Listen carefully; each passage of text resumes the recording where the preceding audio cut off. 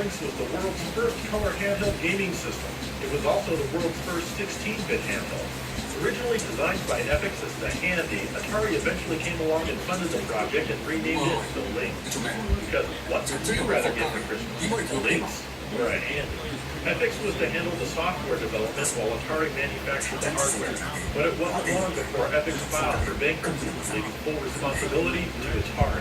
The system was designed to be played right-handed or left-handed, and the screen image could be flipped to accommodate either configuration. Some games could even be played vertically. Powering the Lynx were two custom 16-bit CMOSs running at 16 MHz each, an 8-bit C5S CO2 running at 4 MHz, 64 kilobytes of RAM, and 4 channels of sound. The 3.5-inch screen had a resolution of 160 by 102 and could display up to 16 colors per scan line out of a total of 4,096. Ultimately, Atari just couldn't attract many third-party developers to write high-profile games for the system, and sales were sluggish. The Lynx ended up selling nearly 3 million units with a library of 74 games.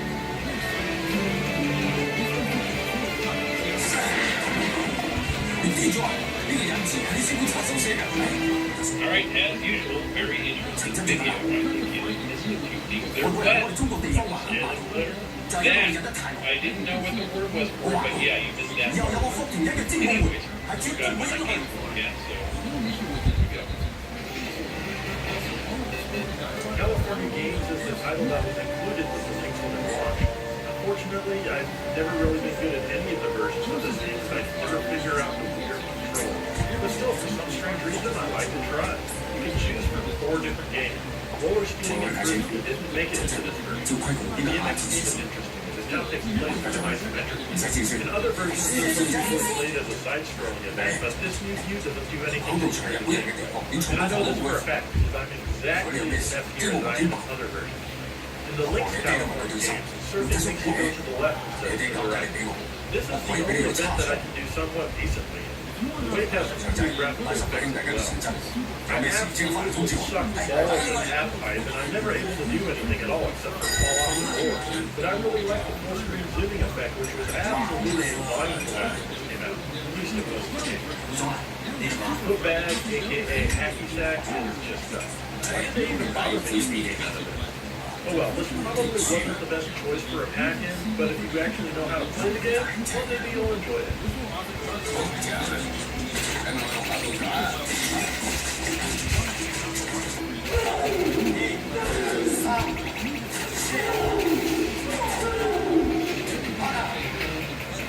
Alright, let's check out Batman Returns, one of the few movie licensed properties for the Lynx. It's a side-scrolling beat-em-up in a similar vein of Konami's Batman Returns game on the Super Nintendo. You can attack and jump with the 2 main buttons. One of the option buttons allows you to switch your attacks between punches, batterings, and eventually some sort of vials that you can toss. The other option turns the music on and off. It's easy to get beaten up as you like, but fortunately you can collect bats and to restore some of it and also get more batterings on top. Sadly, this game just isn't well designed at all. Bombs and dynamite will be constantly tossed at you from behind doors and sewers. I mean, look at all the dynamite coming from down there. How are you supposed to get past this without taking damage? And then there's this building to this place. As far as I know, there's no way to avoid having to take nearly your entire life bar away. I quickly discovered that the best way to get through a level is just to keep running to the right and jumping. You'll still take a bit of damage, especially from the exploding buildings, but it's seriously the best way to make it to the end of the stage. Then you fight the penguin, and it's very hard to avoid his shots because he moves very slowly. Not only that, but you have next to no invincibility after you get hit. So to make it past him and on to stage 2, I missed the first jump and I'm dead. That's right, you only get 1 life and no continue. Whoever designed this just didn't understand how video games work.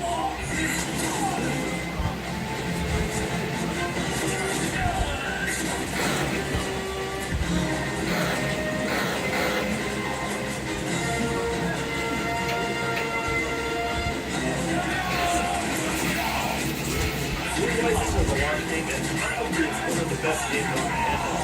And that's why we can fly an airplane in the bar has very efficient like shooting down enemies, also shooting down enemies.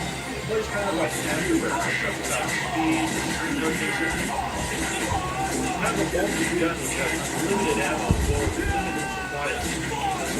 Just like an Afterburner, when you line a distant enemy up in your sights, a crosshair appears. You can launch a missile and they will die. Press fire your afterburner and make you move really, really fast for a short bit. Holding option 2 and fidgeting the D-pad will let you do a barrel roll. Sorry, I mean aileron. I mean that comment. If you get hit by enemy fire, you explode and restart right there. However, if you crash your plane into something, the game forces you to restart your mission all over again, which kind of sucks. And these missions aren't very short either, so the best advice is just not to crash. The length of the level should also depend on you. Sometimes you have a certain number of enemies that you need to destroy, and the style of the landscape will change to respond to that segment. And you'll fly over lots of different stuff, from barren grasslands, canyons with tons of bases everywhere, mountains with enemies hidden in between, and even out at sea where you need to blow up tons of enemy ships. In at least one level, you're forced to fly through a canyon, blowing up enemies. You can't fly over it like you can in other levels. Sometimes you hear the beeping of an enemy missile walking onto you, so you've got to be fast to avoid it and also try to shoot down at it as you can. You don't always get time to enjoy the scenery. Speaking of which, the graphics are really good for their time. Remember, this came out at around the same time as the Game Boy Advance. There's tons of scaling here, and I was completely blown away. Even had Mode 7 style scaling on the ground long before Mode 7 existed. In fact, I used to play this game a lot on my friend's links. I never got very far, and it's more of a tech demo than an actual game, but hell, I still had fun. And yeah, I'm even having fun with it today, playing it again after all these years. If you have a link, you have to have this game.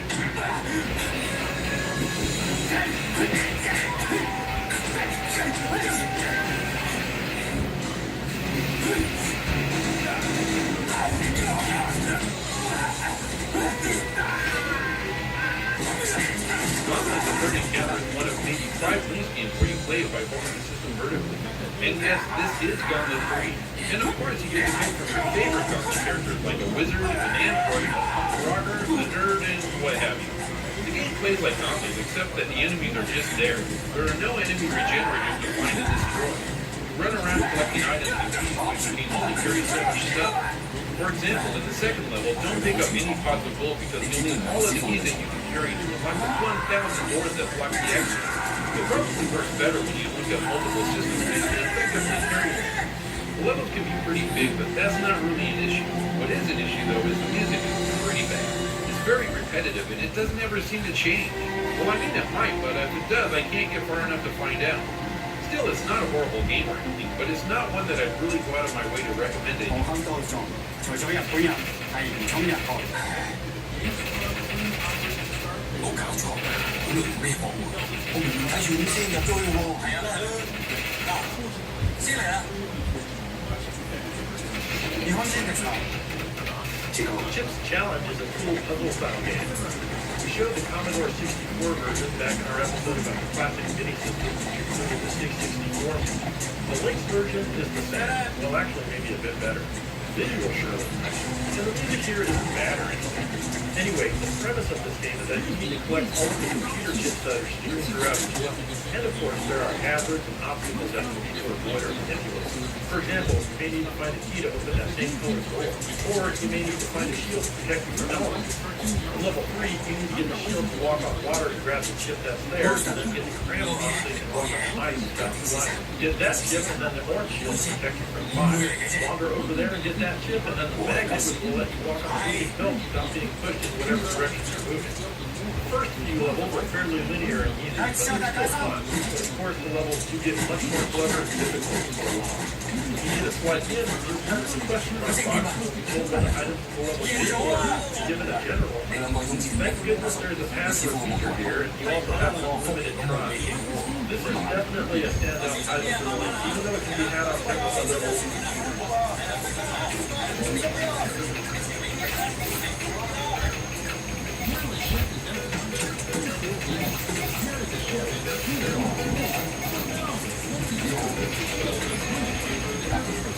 Here's Xenophobe, which originally appeared in the arcade.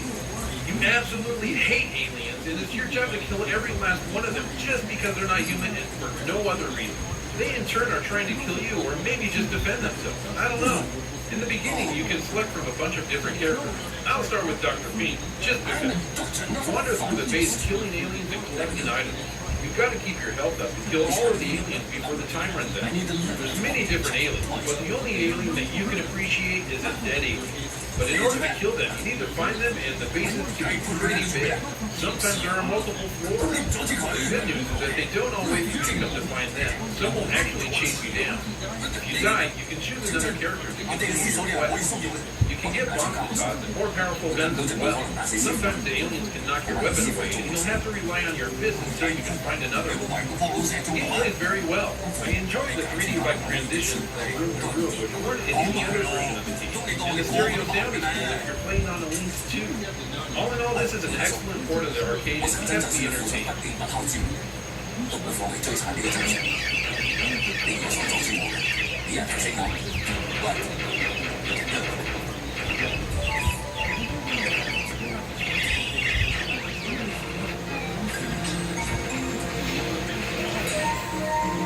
Electrocop was another launch game for the Lynx from Netflix. In this one, you play as a cop who must navigate the innards of a building, punch in codes, open doors, and find his way around, all while not dying.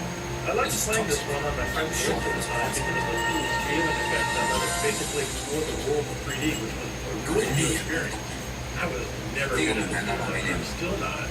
To be honest, the gameplay really isn't very good at all. It's hard to position yourself properly to kill the enemies without being damaged all the hell yourself, and your weapons run out of power way too quickly. Not to mention that the audio is horrible. But I still like what they did with the graphics, and sadly, that's the only leg that this game has to stand on.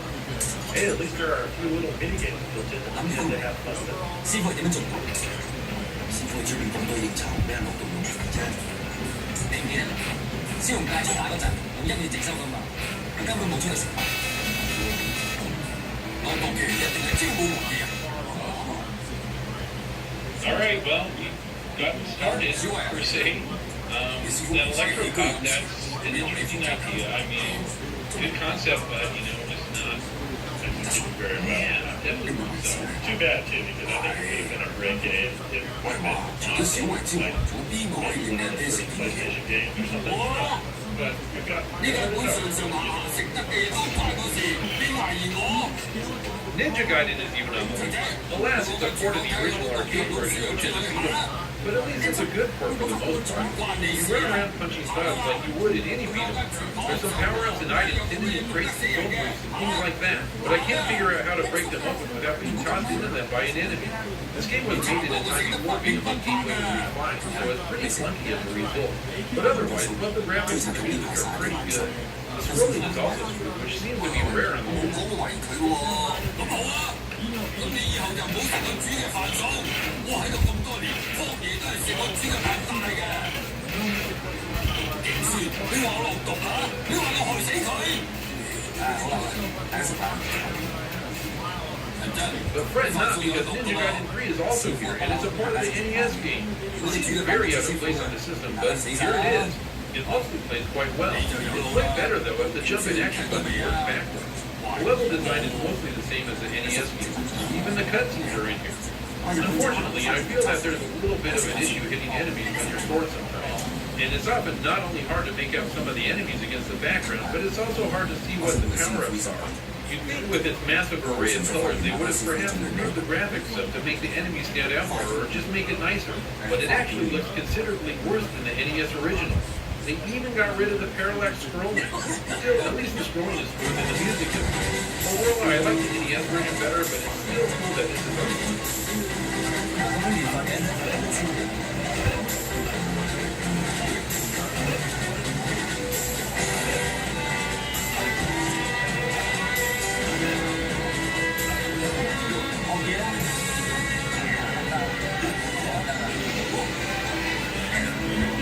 The Gates of Zendikon is an exciting horizontal shooter from Epic. But it is a horizontal shooter. You take off in your own drawn ship. Button B fires your laser. If you hold the button down, you get a continuous laser. However, if you tap it again and again, you can also drop a little bomb. If you hold down the A button, you generate a shield around you, which is worth 10 freaking cutscenes. You can use this to hit pretty much anything. You'll rarely ever need it though, because there's no time that really presents a danger to you. And if you do get hit, your ship takes damage and loses parts. So usually you're still good to go. Your goal is to get to the gate at the end of the stage. Inside the gate, you land, you pilot, you get out, you go down, take off from another ship for whatever you bring you. But if you had damage to your ship in the previous stage, all you gotta do is sometimes, rarely, you have to electrify your ship. These are the only things that ever do. Play through level after level, all very slow. It's a hardware ship. Sometimes it doesn't beat up. There are 51 levels to go. The biggest challenge in saving this universe is not becoming bored and quitting before you make it through all 51 stages. However, if you save them, at least there's a path of future cities finish.咁即係邊有嚟㗎？喺日本武術裏邊有一種叫側踢，雖然簡單，自己嚟講威力仲好大。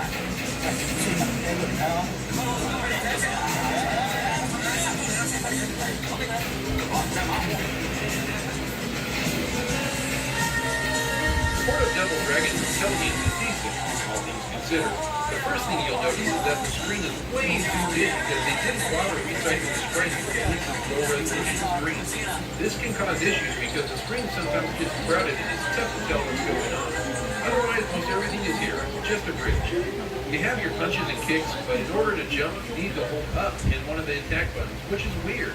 As a result, I sometimes found myself jumping when I didn't want to, but it's a minor issue, I suppose. You just need to get used to it. Some of the moves are missing. For example, there's no backwards elbow smash unless I just can't figure it out. The game's way too easy with that move anyway. The levels are a bit smaller than the original arcade, but mostly faithful. You even get to jump across the bridge in stage 3. Sweet! Besides being zoomed-in, the graphics are great and mostly look just like the arcade. It would have been better if they sacrificed this to make everything smaller to fit the screens. Each stage has music you're used to, and it sounds decent for the links, which isn't exactly a powerhouse when it comes to sound. Overall, it's interesting, but I feel it could have been better. こいつらの動きを見せる。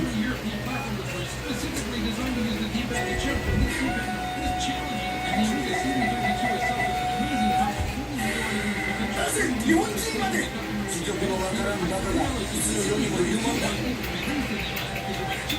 Gordo 106 is battle last. Could this beat Diddy Kong's origin story? Maybe. Anyway, you escape from your cage. Your goal is to free all of the other caged animals and the scientists by throwing apples. You can collect apples to build your empire and reward bananas in your life. Diddy, Gordo, controls okay. He can hang from lights on the ceiling as well as the typical walk, run, and jump and attack moves. The problem is that if you fall into the hole, you go way down into a dungeon full of flames and gargoyles and whatnot. What kind of laboratory is this? And below that, there are even more animals to be freed. And the holes in the floor are all over the place in the game. Unfortunately, the level design combined with the controls isn't very good and you'll spend most of the time falling down holes. Though, it does have some nice parallax scrolling, though it's not the smoothest in the world. The music, however, is kind of abrasive and grainy. This game is a nice game, but it needs some polish. あとはお前らが中国美術の神話を壊すだけなのにお前ら根性がないから我々が手を下さんわけにはいかんねん足知らず軍人は卑怯する Desert Strike returned to the World Cup portion of the list, and I've got to say it's pretty good. Actually, it's much better than I expected. Well, there's one thing that's not very good here, and that's my skill playing. I still enjoy it, though. I just need more practice. Anyway, you play a helicopter who needs to accomplish several objectives in each mission. Sometimes there's a buttload of objectives for your forward-mounted helicopter. And often your objectives require you to blow things up in certain order, so you're less likely to be detected by a ton of resistance. So in Mission 1 and 2, you need to take out the 2 radar engines first. You can always pause the game and bring up a map that shows where you are as well as your objective, and you can cycle through them. There's a bit of slowdown when there's more than just a few things on screen, and it can make turning around tough sometimes. But overall, the graphics are great for the little system, and the scrolling is pretty smooth. The sound is fine as well, but there's no music. That's okay, because the original game didn't have music as you played either. All in all, it's a pretty good port.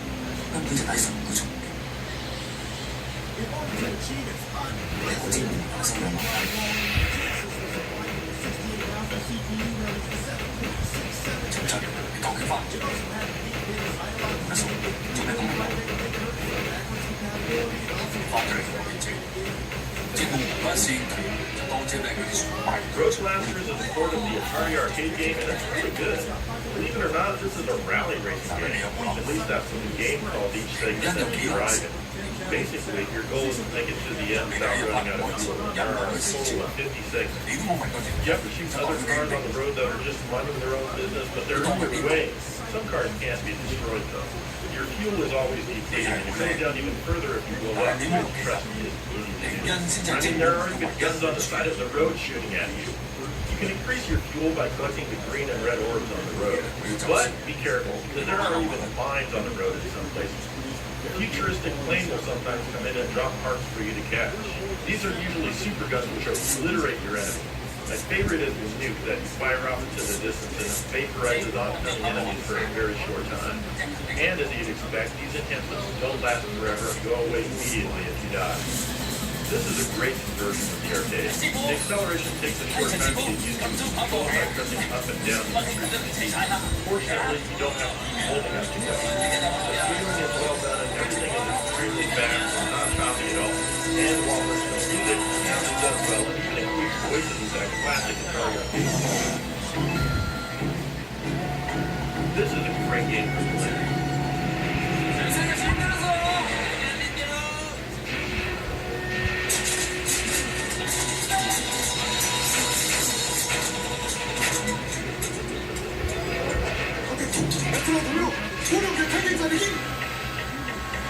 Rygar is another technical game that made it to the league.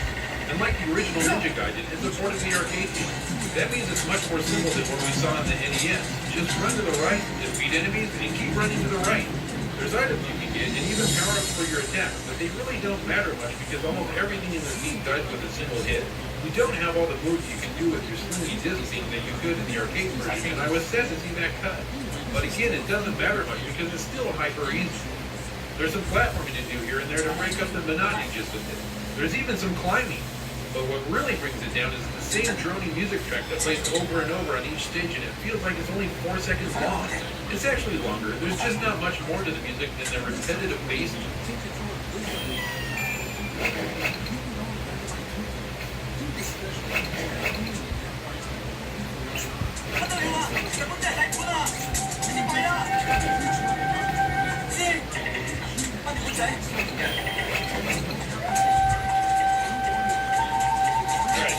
Felt that the arcade version of Rygar wasn't quite as hard as one of those games where the internet version is actually better. And in the guidance, way in the I totally agree with that. In fact, hey, it's, I guess, better than nothing. Alright, let's finish this one. Even Pac-Man made it to the lake. You don't see this one on very many systems, so that's a cool features game. The goal is to make Pac-Man run to the right, getting the fairies that you keep under your hat in the fairyland. After you've delivered enough of them, you can run back home to your family. But watch out when you go. The side is all of them. You have to drive in their cool cars, flying their planes, and dropping their children on you. Of course, touch them. But there are power pellets scattered around. Get one so you can keep them alive. If you die, it's easy to start it in a random place. Sometimes you get sent all the way back to the beginning of the town, but if you die there, suddenly you're in the woods. This movie has a parallax scrolling that's completely missing from the TurboGrafx 16 port. So that's good. The controller is very cool. I feel that they've also done this movie that's really as a result, this is the hardest version of Pac-Man that I've personally played so far. Finally, the music is kind of crazy and rough. They have a good melody that keeps up the sound quality in the song.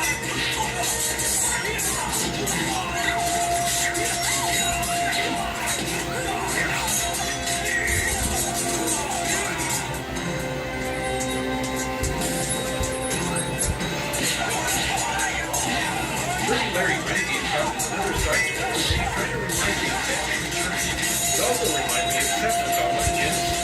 You start out in the cheap dog and soon yelled at for destroying another police car, so now you need to do all of your work while walking around or on the subway.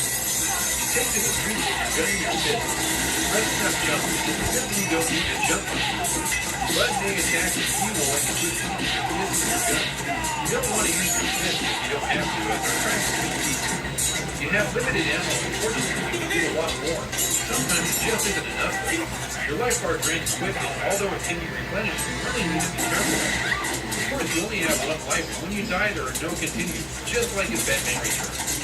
I do like how the baseball periods in the movie The Warriors are used, and I like the pretty areas you wander through. The scrolling is really choppy, and there's no music at all. The game is pretty rough, and honestly, it feels about average. 咩話？就咁放你走？大家朋友上算數咯，我哋唔會走。你認真？我未見過，你唔知㗎。I used to play Stun Runner a lot back in the arcade. It was a cool, untextured polygonal racer slash shooting game. I remember seeing pictures of the Link version here in magazines, and I always thought it was terrible because of the dithering on the tube. I felt that sketch should have been a solid color. Now that I'm finally playing it, I've got to say it doesn't really bother me as much as I thought it would. This version is really fun. There's not much to this game, and honestly, that's perfectly fine. Basically, you blast down the road trying to hit moves and green stuff. Certain obstacles and cars can be destroyed with your laser, and of course, other obstacles cannot. When you collect enough green stars, you get a shockwave weapon which can destroy indestructible enemies. But of course, you need to collect a ton of green stars for each one of these that you use. The frame rate is kind of low, but it really doesn't bother me or make the game less playable. And it's always fun to finish a track and play just one more again and again and again. And there's even a ton of voice here that was brought over from the arcade. They did a really good job with this conversion, and you should own it if you have links. Seriously.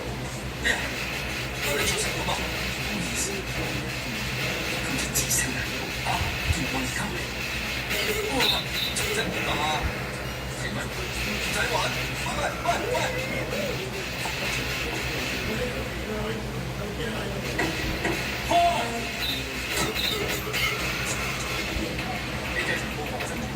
，Checkered Flag is a racing game that's similar to pole position. You control your F1 car from behind in a third-person view around the track. It controls fairly well, actually. And look at that, I get a trophy and a kiss from a hot woman after finishing a single practice lap all by myself. Okay, maybe I'll switch from practice to single E. Same thing, it's super easy. Okay, I'll try the tournament mode. Maybe now I'll be able to move up in the ranks and win the world championship. I like that there are rear view mirrors on my car so I can see my opponent. I mean, if there were actually any opponents to see. In fact, every track I race on is a single lap all by myself. I sure am racking up the trophies and kisses at a record amount, though. Oh, drone? I have to turn on the drone card? And the default setting is 0, which means you can't lose. Okay, now there's finally opponents to race against. Boy, this game sure runs slow with all the other cars. Some people really like this one, but I'm not sure why. Overall, it's not a horrible racing game, but it's super easy unless you change the settings. And even then, it's just kind of mediocre.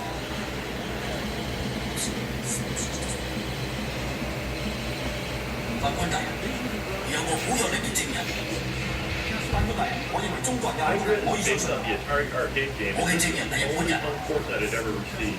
Basically, it's kind of like road blasters in a boat. You're given items to deliver, and I guess your shady ass is the best courier that they can find. You set off in your boat and shoot down pretty much everything that you see along the way. Except most things are shooting right back at you. Be sure you grab all of the money bags that you see which are attached to the limbs. You can collect green balls for fuel and also orange balls which give you a boost jump. This sends you into the sky, which helps you avoid enemies, and you can also collect things like more money while you're up there. If you crash, you'll lose the item that you're transporting, but you'll be able to pick it up again along the way. The problem is discerning it among the other hazards in the water. Everything is a pixelated mess, and you may end up crashing again trying to retrieve it. If you make it to the end of the stage with the item, you win a kiss from one of the bikini girls. If you fail to deliver the item, the girl will have absolutely nothing to do with your competent ass. Between stages, you'll play a bonus round trying to collect as much extra money as you can. Then you'll be able to buy extra weapons and abilities at the shop. One weird thing about this game is that you press down to accelerate. Fortunately, like Road Blasters, you don't need to hold it. You just press down until you're happy with your speed, which is what's represented by the white bar on the left. I like all of the scaling here, and it definitely has that Atari arcade feel, which I also like. I recommend it for sure. こで眠れない以外に何ができるんですか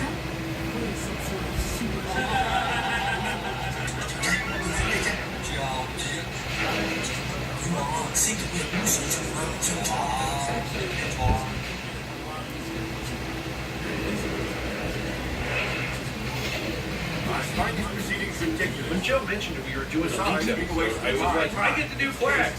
I was being sarcastic, but Joe made me play it anyway. I've never been a fan of flags. You hold the links vertically to play them. You need to match 3 tiles of the same color vertically, horizontally, or diagonally. Sometimes you need to do only what the game tells you to do in order to clear a round. What else can I say? It's clacks on the links, and my opinion of the game remains unchanged with this review. 全てを捨ててきたのに。 Okay, let's move on to Todd's Adventures in Slime World. The game also appeared on the Genesis and the PC Engine, but believe it or not, the Link's version is the best. And that mainly has to do with the graphics. The Link's scaling abilities are put to good use here to make Slime World pulsate and undulate. Otherwise, the game is pretty much the same. You wander around the maze collecting items, trying to find the exit. You pick up many different types of items from the ground. Like slime shields, gun power-ups, jetpacks, and more. Todd has a slime gun that he can shoot to dispatch enemies. But be careful because when they explode, they can get slime on you. In fact, you'll die if you get covered in too much slime.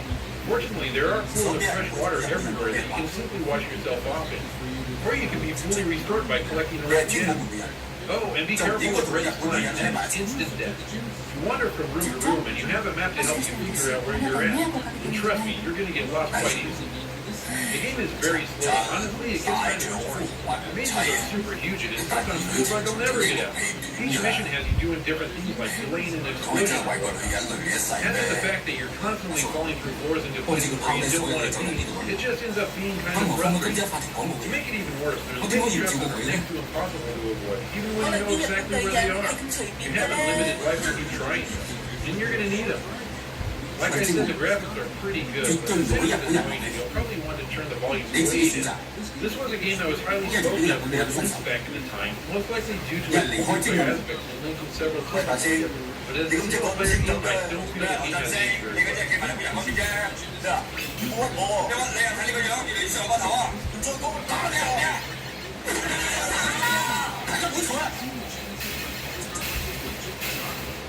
well. 正門門好快就散，我唔想見到正門門落紅。我哋唯一決定就係你同 I 我， really wanted to 呢個先係正門門 include 門 a 住。 lot of people in the Links community think highly of. 我冇諗過做 I 本 tried 住， it a bunch of 我唔 times. 理得你點諗。 I really couldn't get into it, but I think that I can at 正 least 門門咁多 appreciate 人， it for 就係 what 服 it 你唔 is. 服我， And that's a World War I violent dogfight simulator. 我輸咗嘅。 And that's all. 正門門你就係本住， You have a bunch of options you can change which affect the game. Then you can choose Check out the scenario. order. You can be fighting anywhere from 1 to 3 different planes at a time. Basically, you just want to shoot them down before they shoot you down. The problem is that once you've played a round or two, there's really nothing left. You've seen everything. Each scenario of the game takes place over the same boring grassland with the same boring flowers.